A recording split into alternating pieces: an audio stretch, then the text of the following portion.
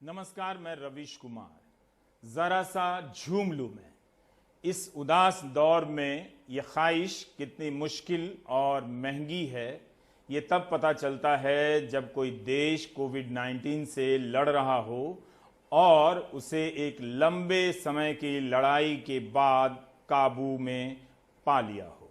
New Zealand की प्रधानमंत्री Jacinda Ardern, labour party की नेता, 39 साल की इस नेता ने जब अपने देश को बताया कि न्यूजीलैंड में एक भी कोरोना का पॉजिटिव केस नहीं बचा है, तो इस मौके पर उन्होंने जरा सा झूम लेने का मन बनाया और थोड़ा सा डांस कर लिया।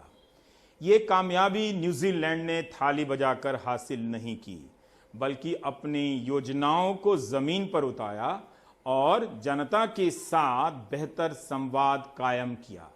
अब वहां पर लेवल 4 की पाबंदी को घटाकर लेवल 1 की पाबंदी पर ले आया गया है, यानी देह से दूरी की बंदिशें समाप्त हो गई हैं। यानी अमर, अकबर, एंथनी ये तीनों एक जगह जमा हो सकते हैं। जरूर सीमाओं को नहीं खोला गया है। न्यूजीलैंड में कोविड-19 से अब तक 22 लोगों की ही मौत हुई है। 1500 से ज्यादा केस थे, 1504, जिनमें से 1482 ठीक होकर घर जा चुके हैं और 2 हफ्ते से कोई भी नया केस नहीं आया है।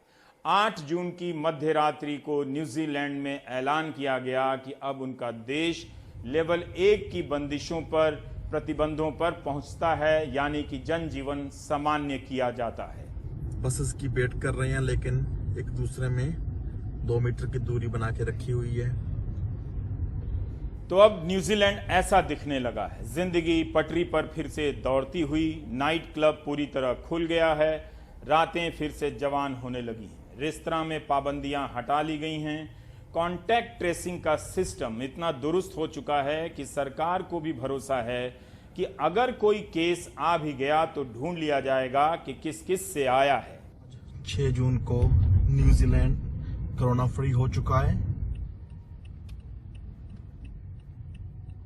प्रधानमंत्री जेसिंडा आर्डन अपनी कामयाबी के जोश में भी होश में रहीं। कहती हैं कि दुनिया अभी भी कोरोना की चपेट में है, तो हमें सतर्क रहना होगा, क्योंकि ऐसे केस फिर से आ सकते हैं। लेकिन लेवल 1 पर हम जा रहे हैं, ये गर्व करने की बात है। अब इसका लाभ उठाकर अर्थव्यवस्था को मजबूत करने पर लग जाना चाहिए। 28 फरवरी को न्यूजीलैंड में पहला केस आया था। Health director general Ashley Bloomfield ने कहा कि वो तारीख हमारे मुल्क के सफर में एक अहम मोड़ है। आपके स्क्रीन पर न्यूजीलैंड के शहरों की तस्वीरें दौड़ती भागती नजर आ रही हैं। आप यही समझ रहे होंगे कि इस मुल्क की आबादी ही कितनी है। 50 लाख की आबादी वाले न्यूजीलैंड के लिए ऐसा करना संभव रहा होगा। तो हुजूर एक बात बताइए, दिल्ली के पास में है गुरुग्राम, 30 लाख की आबादी है। इस एक जिले में तो न्यूजीलैंड जैसी कामयाबी हासिल की ही जा सकती है, क्योंकि वहां तालाबंदी के 80 दिनों के बाद भी सबसे तेजी से केस बढ़ ही रहे हैं। न्यूजीलैंड की कामयाबी इतनी भी मामूली नहीं कि आप आबादी के नाम पर किनारे कर दें। न ही वहां थाली बजाने का हुक्म हुआ और जनता सब भुला भी चुकी है। इस वक्त भी वहां की प्रधानमंत्री जेसिंडा आर्डन कहती हैं कि बीमार हैं तो घर पर रहें, हाथ साफ रखें, बुखार हो तो कोविड-19 के टेस्ट कराएं, आप कहां कहां जा रहे हैं उसका हिसाब रखें, दूसरे का ख्याल रखें और किसी भी लेवल की चेतावनी के लिए तैयार भी रहें।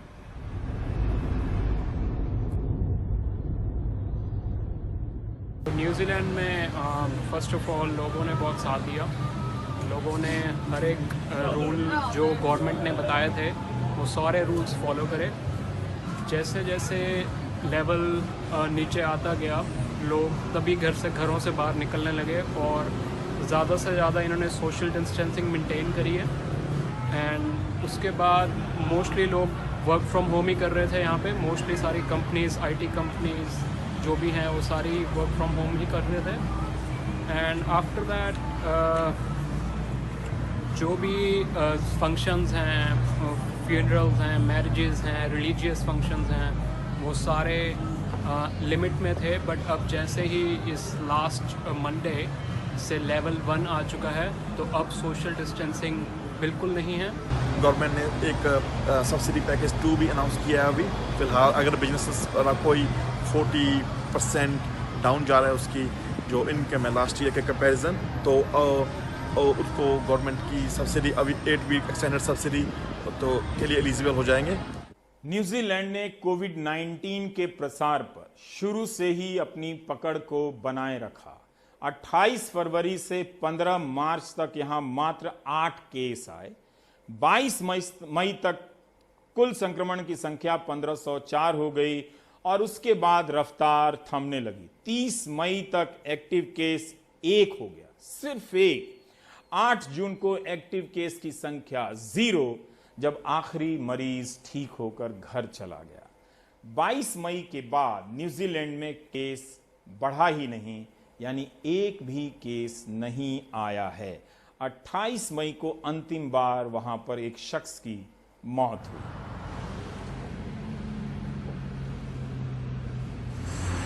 ऑकलैंड, न्यूजीलैंड का बिजनेस सेंटर, भीड़ भाड़ वाला शहर। रात के वक्त की इस तस्वीर में उतनी भीड़ भाड़ नहीं दिखती, लेकिन दिन के वक्त यहाँ दिल्ली की तरह ट्रैफिक जाम देखा जा सकता है। ऐसा नहीं था कि न्यूजीलैंड में संक्रमण का खतरा नहीं था, लेकिन न्यूजीलैंड के निवासी अपनी सतर्कता के परिणाम का लुत्फ उठा रहे हैं। इससे पहले क्राइस्टचर्च बिजनेस सेंटर हुआ करता था, लेकिन भूकंप में तबाह होने के बाद ऑकलैंड को नया सेंटर बनाया गया। इस शहर में 30 से 40% आबादी रहती है। यहाँ सर्दियाँ शुरू हो चुकी हैं। जेसिंडा आर्डन ने 3 साल के अपने कार्यकाल में कई चुनौतियों का बखूबी सामना किया है। ज्वालामुखी फटने और क्राइस्टचर्च की मस्जिद में जब गोली चली थी, तब उन्होंने काफ़ी बेहतर तरीके से अपने देश को संभाला। यही नहीं, कोविड-19 के बीच में उन्हें बजट भी पेश करने का मौका मिला और नियमित रूप से प्रेस कॉन्फ्रेंस भी करती रहीं और फेसबुक लाइव के जरिए जनता से बात करती रही। एक तरफा भाषण नहीं दिया, बल्कि सवालों के जवाब भी देती रही। भारत में जिस दिन तालाबंदी हुई, उसके एक दिन बाद यानी 25 मार्च को न्यूजीलैंड ने तालाबंदी की। बिजनेस, स्कूल, दफ्तर सब बंद कर दिए गए। कदम काफ़ी सख्त थे, मगर परिणाम अब सुखद रहे हैं। भारत में भी टीम इंडिया की बात हुई, लेकिन अब आप देख ही रहे हैं कि उस टीम का क्या हाल है। लेकिन न्यूजीलैंड की प्रधानमंत्री हमेशा पूरे देश को 50 लाख की टीम कहकर संबोधित करती रहीं। न्यूजीलैंड ने तालाबंदी हटाने में जल्दबाजी नहीं की, बल्कि लंबा इंतजार किया। 2 हफ्ते तक जब कोई केस नहीं आया, तब जाकर यह ऐलान किया गया कि न्यूजीलैंड में कोई केस नहीं है। इसके पहले एलईडी स्क्रीन लगाकर कोई चुनावी रैली नहीं की गई। टेस्टिंग रेट कितना हाई है न्यूजीलैंड के अंदर? 166 पर पॉजिटिव केस टेस्ट हुए हैं। वहीं अगर आप कंपेयर करेंगे दुनिया में किसी और देश से, तो ये बहुत ज़्यादा है। दूसरी चीज़ ये कि कॉन्टैक्ट ट्रेसिंग बहुत अच्छी तरीके से हुई है। कॉन्टैक्ट ट्रेसिंग से मतलब ये है कि जैसे भी कहीं कोई जाता है, कोई आता है, सब अपना रिकॉर्ड खुद रख रहे थे और जहाँ भी जा रहे थे वहाँ अपना नाम, एड्रेस, अपनी डिटेल्स सब लोग लिख रहे थे, ताकि अगर कल कोई पॉजिटिव केस निकलता है तो वो उन लोगों तक पहुँच सके जो उस जगह पे आए हैं और उनको आइसोलेट कर सकें। न्यूजीलैंड ने QR कोड के जरिए यह व्यवस्था बना दी है कि आप जिस भी इमारत में जाएंगे, दुकान में जाएंगे, दफ्तर में जाएंगे, आपको भी वो बार कोड स्कैन करना होगा। और इससे होगा क्या कि आपके हर जगह जाने का एक रिकॉर्ड दर्ज होगा और फिर अगर आप संक्रमित होते हैं तो पता चलेगा कि आपके संपर्क में कौन कौन आया, आपको किससे हो सकता है और आपके कारण किस किस को हो सकता है। अब आप कहेंगे कि क्या यहां प्राइवेसी का मामला नहीं है? बिल्कुल है। अगर आप ये सिस्टम विश्वसनीय तरीके से बनाते हैं, इसके कानून कायदे विश्वसनीय तरीके से बनाते हैं, इसमें जनता की भी भूमिका हो, पारदर्शी हो, तो किया जा सकता है। ऐसा नहीं हो सकता कि आप सारी जानकारियों को छुपा लें और सिर्फ आदेश दे दें उसके दम पर यह व्यवस्था आप नहीं बना सकते हैं, जो कि आप नहीं बना पाए। तो क्यूआर कोड के जरिए न्यूजीलैंड ने यह लड़ाई जीती है। एक और देश है आइसलैंड। आइसलैंड भी छोटा देश है। एक बात यहां स्पष्ट रहना चाहिए कि आबादी कम होने से इस बात के कोई वैज्ञानिक प्रमाण नहीं है कि कोरोना का संक्रमण कम होगा, या आबादी कम होने से लड़ाई आसान हो जाती है। आबादी कम हो या ज्यादा हो, लड़ाई तभी जीती जा सकती है जब आपका सिस्टम कारगर हो। तो आइसलैंड में भी एक्टिव केस की संख्या 3 रह गई है। 1807 लोग यहां पर संक्रमित हुए हैं। इस छोटे से मुल्क ने भी कॉन्टैक्ट ट्रेसिंग के जरिए अपनी ये कामयाबी हासिल की है। इसके अलावा भी कई कदम उठाए गए हैं। आइसलैंड ने कभी तालाबंदी नहीं की। कॉन्टैक्ट ट्रेसिंग की टीम बनाई, जिसका काम था हजारों लोगों को ट्रैक करना, पता करना कि किसे संक्रमण हुआ है और किस किस से हुआ होगा। कॉन्टैक्ट ट्रेसिंग टीम के सदस्यों ने सीसीटीवी फुटेज देखे, हवाई यात्राओं के कागजात देखे, पता लगा लिया कि बस, जहाज या लेक्चर हॉल में कौन किसके बगल में बैठा था। साथ ही इस मुल्क ने टेस्ट भी बहुत किए, प्रति व्यक्ति के हिसाब से दुनिया में सबसे अधिक। आइसलैंड में मृत्यु दर 0.56% ही रही, दुनिया में सबसे कम।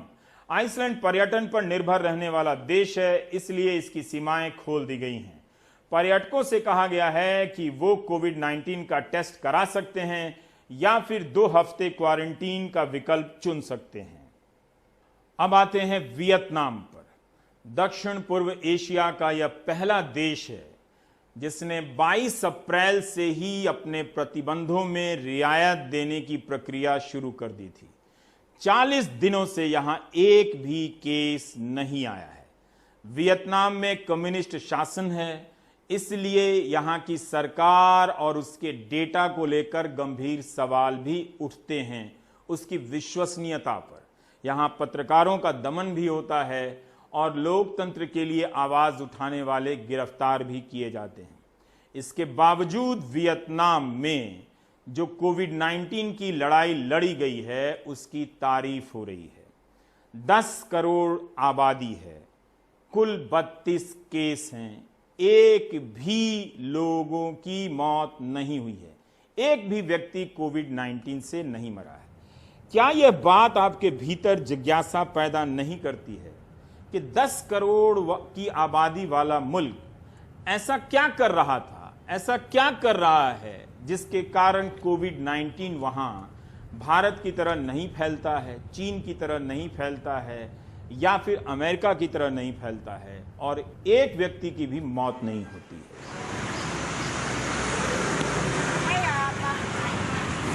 रीना चक्रवर्ती के अलग अलग लोकेशन पर जाकर शूट किए गए ये वीडियो बता रहे हैं कि वियतनाम की राजधानी में अब इस बीमारी का डर चला गया है। जीवन यहाँ सामान्य हो चुका है, बच्चों के स्कूल खुल गए हैं, स्कूल जाने का तरीका जरूर बदल गया है।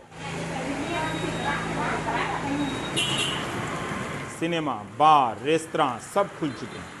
कई अंतर्राष्ट्रीय मीडिया ने इस बात को रिपोर्ट किया है कि वियतनाम ने इस महामारी का मुकाबला सफलता से किया है। Oxford university clinical research unit के प्रोफेसर जी थ्वाइट्स की टीम हो ची मिन्ह शहर में ही काम करती है, बल्कि कोविड अस्पताल में ही काम करती है। उनका कहना है कि अगर कोई केस रिपोर्ट नहीं हुआ है या जांच सही नहीं है तो लोग कम से कम अस्पताल के वार्ड में तो आते ही, जो कि हम नहीं देख रहे हैं। वियतनाम में अमेरिका की centres for disease control and prevention CDC की टीम भी काम कर रही है। इस टीम के सदस्यों ने भी कहा है कि वियतनाम ने अच्छा प्रदर्शन किया है।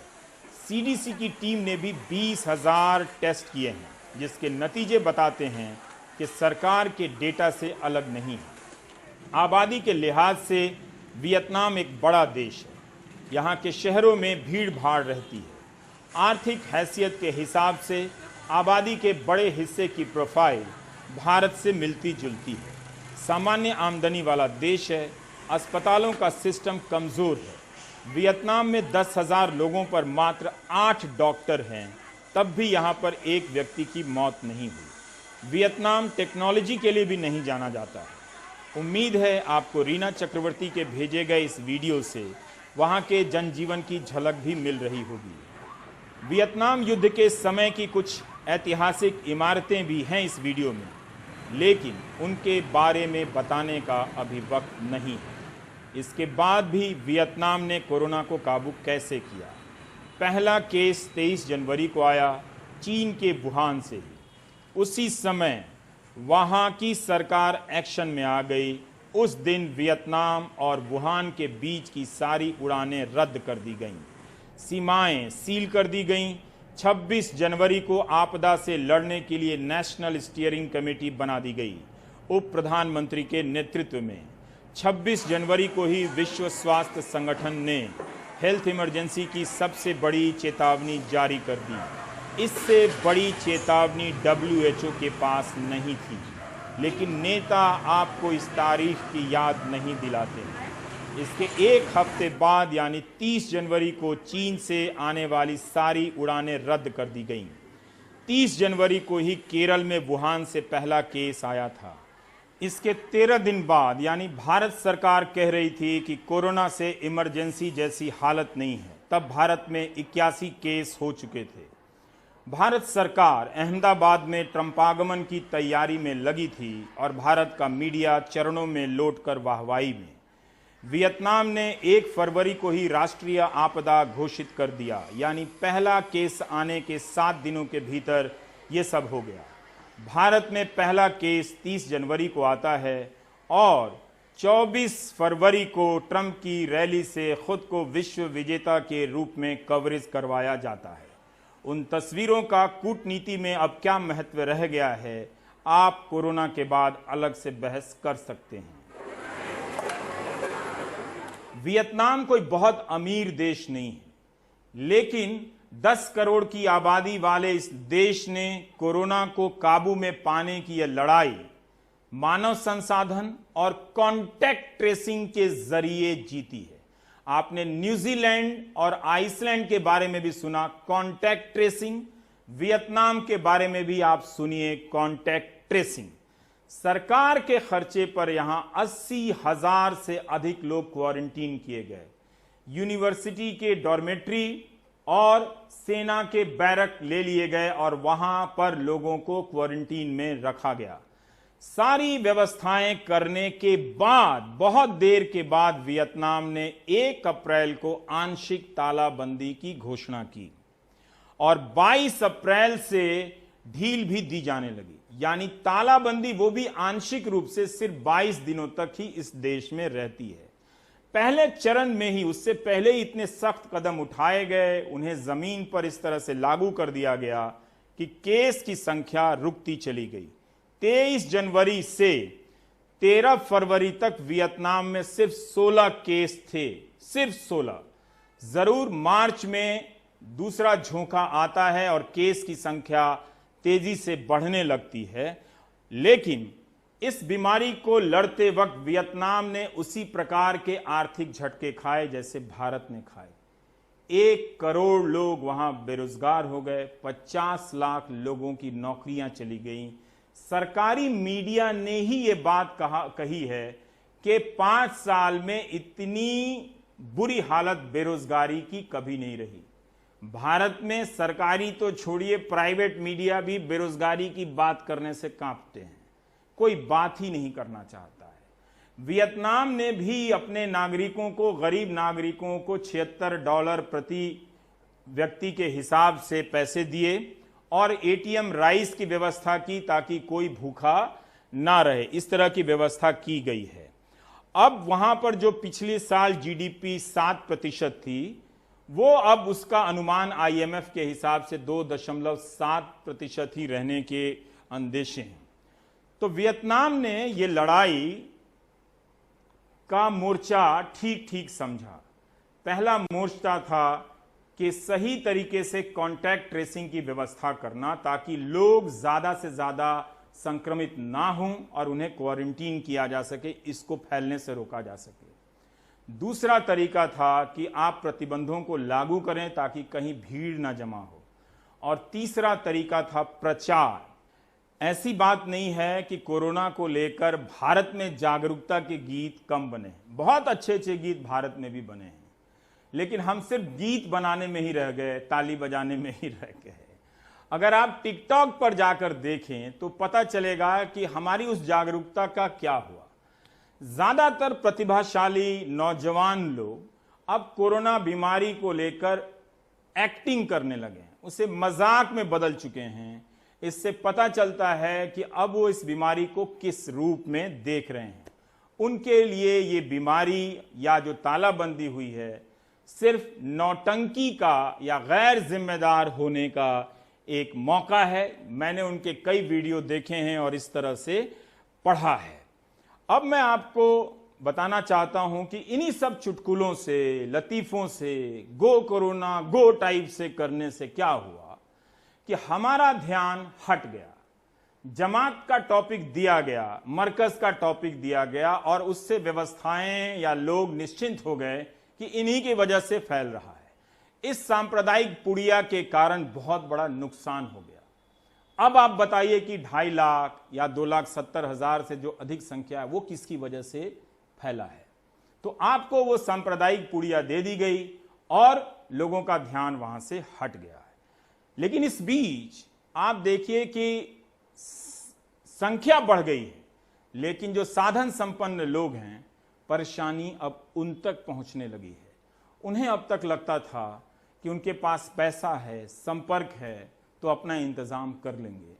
उन्हें यह एहसास हो रहा है कि अब पैसा, संपर्क, साधन ये सब महत्वहीन हो चुके हैं, क्योंकि जब डॉक्टर नहीं होंगे, ऑक्सीजन वाले बेड नहीं होंगे। देखिए यहां पर मैं आपको रोककर समझाना चाहता हूं। फोटो दिया जाता है कि एक स्टेडियम है जिस पर बिस्तर लगे हुए हैं, लेकिन क्लोजअप में यह नहीं दिखाया जाता है कि उस बिस्तर के बगल में ऑक्सीजन की पाइप है कि नहीं है। वेंटिलेटर तो छोड़ दीजिए, ऐसा इंतजाम तो हम गांव में बारात आने के 4 घंटे पहले स्कूल में कर लिया करते थे, झाड़ू लगाकर, खटिया पर गद्दा और चादर बिछाकर।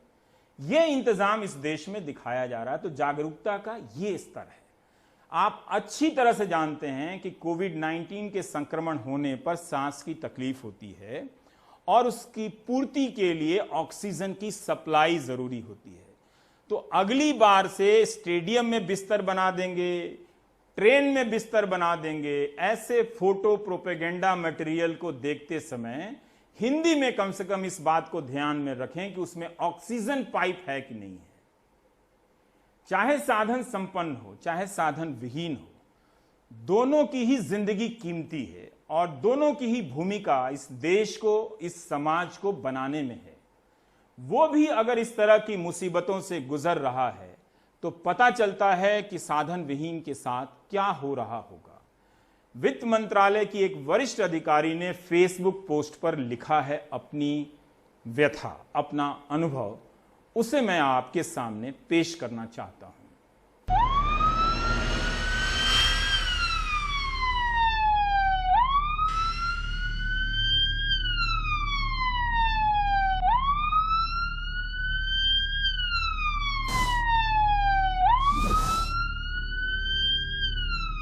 मुझे पूरा यकीन है कि जिन लोगों को पता है कि मेरी जिंदगी में क्या चल रहा है, वो आज की डायरी पढ़कर थोड़ा सा चौंकेंगे और अपने पाठकों के पास पहुंचने के तरीके से उनको थोड़ा अजीब भी लगेगा।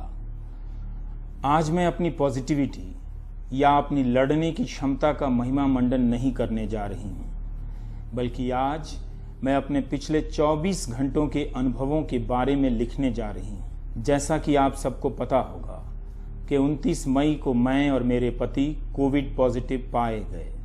हम लोग उस दिन से सेल्फ क्वारंटीन में हैं और ये 13 जून तक चलेगा। मैंने बताया है कि कैसे वायरस ने हम दोनों पर असर डाला, किस तरह के इलाज की ज़रूरत है, किस तरह की एहतियात बरतनी चाहिए और किस तरह का खाना खाना चाहिए। तो हर एक सलाह और प्रोटोकॉल के बाद भी कल मेरे पति की हालत बिगड़ने लगी। हम वरिष्ठ स्तर के सरकारी अधिकारी जो पढ़े लिखे हैं और अपने आप को विशेषाधिकार वाले वर्ग से मानते हैं, हमको एक ऐसे डरावने अनुभव से गुजरना पड़ा जिसे शब्दों में बयान नहीं किया जा सकता है। मुझे अपनी हैसियत और संपर्कों को लेकर गुमान था, लेकिन कल पता चला कि अगर आप सबसे बड़े अफसर को निजी तौर पर नहीं जानते हैं तो आपके संपर्कों का कोई फायदा नहीं। You are doomed.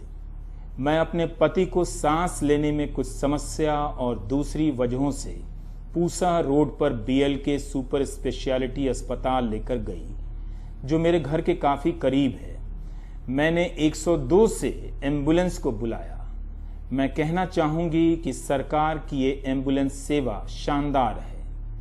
Covid positive होने के बाद भी मुझे उनके साथ अस्पताल जाना पड़ा क्योंकि हम दोनों अकेले थे।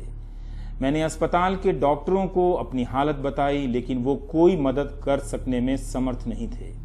वहां कोई बेड उपलब्ध नहीं था, तो उन्होंने कोई टेस्ट करने से भी मना कर दिया। ये मेरी जिंदगी का सबसे भयानक वक्त था। मैं उनसे गुजारिश करती रही कि वो टेस्ट करें और टेस्ट के बाद मैं अपने पति को वापस घर ले जाऊंगी, लेकिन उन्होंने साफ मना कर दिया। मैंने वहीं धरना देने का फैसला किया क्योंकि और कोई चारा नहीं बच रहा था। घर लौटने का कोई मतलब नहीं था क्योंकि उनकी हालत ठीक नहीं थी और मैं खुद उनकी देखभाल करने की हालत में नहीं थी। बहरहाल राजनीतिक और सरकारी दबाव डलवाने के बाद उन लोगों ने टेस्ट किए जिनसे पता चला कि उनको अस्पताल में दाखिल करने की ज़रूरत है, लेकिन बेड कहाँ थे? हाँ, BLK के अस्पताल में बेड नहीं थे, ना ही आसपास के गंगाराम या मेट्रो नारायणा जैसे किसी अस्पताल में। संयोग से मेरे तमाम मित्र हैं जो फ़ोन पर संपर्क में थे, वो लोग उनके लिए एक बेड ढूंढने की कोशिश कर रहे थे, लेकिन किसी को भी कामयाबी नहीं मिल सकी। आखिरकार रात 2:45 बजे मैंने उनको LNJP अस्पताल ले जाने का फैसला किया, जहां बेड उपलब्ध थे। रात 3 बजे उनको अस्पताल में दाखिल कर लिया गया। इस पूरे वाकये से मुझे ये एहसास हुआ है कि हम लोग कितने असुरक्षित हैं। इस बात से कोई फर्क नहीं पड़ता कि आपके पास कितना पैसा है, आपके कहाँ कहाँ पर संपर्क हैं, आप किस ओहदे पर हैं या आपकी क्या हैसियत है। जब आप बीमार हों और आपको मेडिकल सहायता ना मिले तो बाकी सब किस काम का। हम मिडिल क्लास के लोग जिनके पास पैसा है, सब कुछ है, बहुत ही असहाय हैं। उनके बारे में सोचिए जिनके पास कुछ नहीं है, कोई सामाजिक सुरक्षा नहीं है, पैसा नहीं है, कोई संपर्क नहीं है, पीछे से किसी तरह की कोई मदद नहीं है। ऐसे हालात में वो कैसे रह रहे होंगे। मुझे गुस्सा आया, मैंने अपने आप को असहाय महसूस किया, मुझे निराशा हुई, मुझे दर्द महसूस हुआ, मुझे तरस भी आया, सहानुभूति भी हुई और मुझे उन लोगों के लिए डर भी लगा जिनके पास कुछ नहीं था। अब अपने घर में मैं सुरक्षित हूँ, लेकिन मेरे पति अपनी लड़ाई लड़ रहे हैं। मुझे पता है कि वो जीतेंगे और जल्द ही घर लौटेंगे, लेकिन उन लोगों का क्या होगा जो इस वायरस का शिकार हो रहे हैं? उनके बचने के कितने मौके हैं? इस बात की कि कितनी गारंटी है कि वो इस महामारी से सकुशल बाहर आएंगे? अगर मेडिकल सुविधाओं की इतनी कमी है तो क्या लॉकडाउन को हटाने का कोई तुक बनता है? मुझे पता है ये विवाद का मुद्दा है, लेकिन क्या इंसान की जान अर्थव्यवस्था से ज़्यादा अहम नहीं है? मैं इसे यहीं छोड़ती हूँ क्योंकि इस मुद्दे पर पक्ष और विपक्ष में कई तर्क हो सकते हैं, लेकिन उसके लिए मेरे पास न ऊर्जा है न किसी तरफ झुकाव। लेकिन सबको सोचना चाहिए, ये इक्का दुक्का केस नहीं है। दिल्ली के मुख्यमंत्री अरविंद केजरीवाल ने मीडिया को सल्यूट करते हुए कहा कि कोई 100 लोगों को तकलीफ हुई होगी, बाकी हमने अच्छा काम किया। बेशक आपने अच्छा काम किया होगा, लेकिन इन्हीं 100 लोगों की तकलीफ से ये कमियों को उजागर किया जा सका। और मुख्यमंत्री अब ये दावा कर रहे हैं अपनी तारीफ में कि उन्होंने कम से कम समय में इन कमियों को दूर किया। जब मीडिया ने ये बात दिखाई कि सरकार के बनाए ऐप में कमी है तो उसे ठीक किया। तो एक तरह से इन्हीं 2, 4, 10, 20 सामने आए केस का योगदान है कि मुख्यमंत्री अपनी गलतियों में या कमियों में सुधार कर सके, इसलिए उन्हें धन्यवाद देना चाहिए। लेकिन अब जो वो बात कह रहे हैं ज्यादा चिंता में डालने वाली है, मुख्यमंत्री केजरीवाल कह रहे हैं कि 31 जुलाई तक दिल्ली में 1 लाख से अधिक बिस्तरों की जरूरत होगी, क्योंकि दिल्ली के साथ साथ बाहर के लोग भी आ सकते हैं। अगर ये बात है, वास्तविक नजर आ रही है, तब फिर आपको देखना चाहिए कि इसमें केंद्र सरकार की क्या भूमिका है। क्या दिल्ली को दिल्ली के हाल पर छोड़ दिया गया है?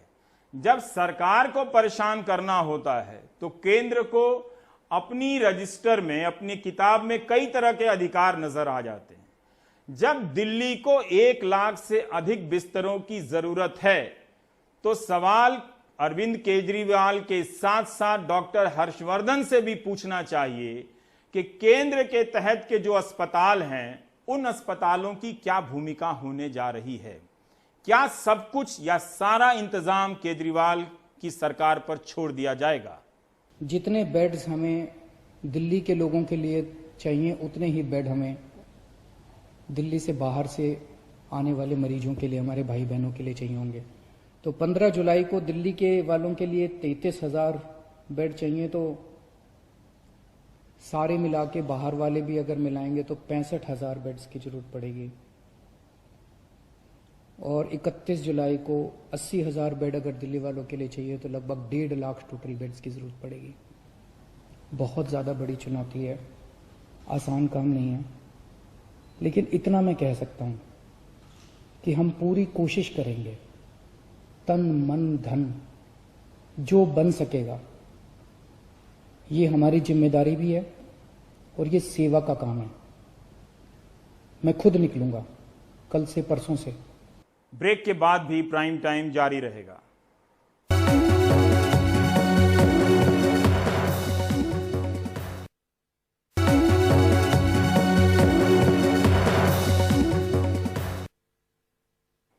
गुरुग्राम एक क्लासिक केस है भारत में स्वास्थ्य व्यवस्था में आई कमियों को और हुई गड़बड़ियों को समझने के लिए। इस जिले की आबादी 30 लाख है। यहां पर 250 प्राइवेट अस्पताल हैं, एक सरकारी अस्पताल है। यह हाल है गुरुग्राम का। और यहां पर केस की संख्या बढ़ते बढ़ते 2300 से अधिक हो गई है। हरियाणा में जितने भी केस हो रहे हैं उसके लगभग 44% से ज्यादा गुरुग्राम में हो रहे हैं। तब गुरुग्राम के साधन संपन्न यानी हंसता खेलता मिडिल क्लास क्या करेगा? क्या प्राइवेट अस्पतालों के बेड उसके लिए काफी होंगे? क्या उस सरकारी अस्पताल की हालत बहुत अच्छी है?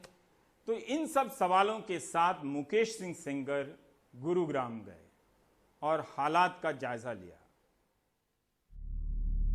दिल्ली से लगा 30 लाख से ज्यादा आबादी वाला शहर, ऊंची ऊंची इमारतें, बड़ी बड़ी मल्टीनेशनल कंपनियों के दफ्तर इसकी पहचान है। आलीशान मॉल्स, क्लब, 5 सितारा होटल बाकी शहरों के बीच इसका रौब बढ़ाते हैं। लेकिन इस शहर का ये रौब कोरोना संकट में ढीला कर दिया है। यहाँ की स्वास्थ्य सुविधाएं कितनी लचर हैं, ये अब सामने आ गया है। इतनी बड़ी आबादी के लिए एक ही बड़ा सरकारी अस्पताल है जो कोरोना के दबाव में चरमरा गया है।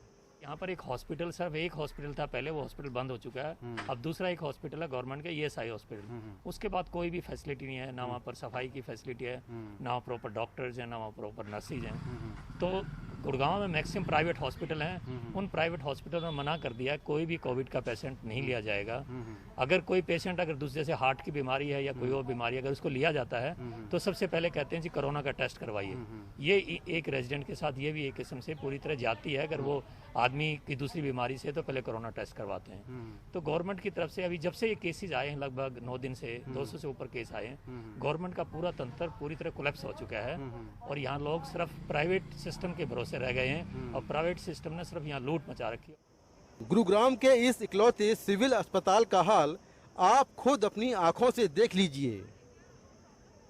गर्मियों की तपती दोपहरी में यहाँ पेड़ों के नीचे इस तरह अलग अलग 6-7 OPD चल रही हैं। यहाँ बाकी बीमारियों से ग्रस्त मरीज देखे जा रहे हैं। डॉक्टरों के मुताबिक अस्पताल में कोरोना के मरीजों के लिए 10 बेड हैं, लिहाजा वहां संक्रमण का खतरा है तो बाकी मरीजों को बाहर ही देखा जा रहा है। गुरुग्राम में अब तक 2500 से ज्यादा कोरोना पॉजिटिव केस सामने आए हैं। 1500 से ज्यादा कोरोना पॉजिटिव केस तो पिछले 9 दिन में ही सामने आए। 11 लोगों की अब तक कोरोना से मौत हो चुकी है। पूरे जिले में 140 बेड और 4 वेंटिलेटर की क्षमता वाला एक ही सरकारी अस्पताल है, जिसमें करीब 60 डॉक्टर और करीब 80 नर्सिंग स्टाफ और अन्य लोग हैं। यहाँ केंद्र सरकार का ESIC अस्पताल अब पूरी तरह कोविड अस्पताल बना दिया गया है। ESIC अस्पताल में भी 140 बेड हैं। इसी तरह मानेसर में भी 140 बेड की क्षमता वाला एक कोविड अस्पताल बना दिया गया है। इसके अलावा गुरुग्राम में करीब 250 प्राइवेट हॉस्पिटल हैं, जिनमें इलाज बहुत महंगा है। पूरे गुरुग्राम जिले में कोरोना के सैंपल लेने के लिए सिर्फ 17 सेंटर हैं। एक निजी कंपनी ने सैंपल लेने के लिए 5 कियोस्क दान किए हैं, लेकिन ये भी काफी कम है। सैंपल की जांच के लिए इतना बड़ा गुरुग्राम PGI रोहतक के भरोसे है। नतीजा ये है कि सैंपल की रिपोर्ट आने में काफी समय लग रहा है।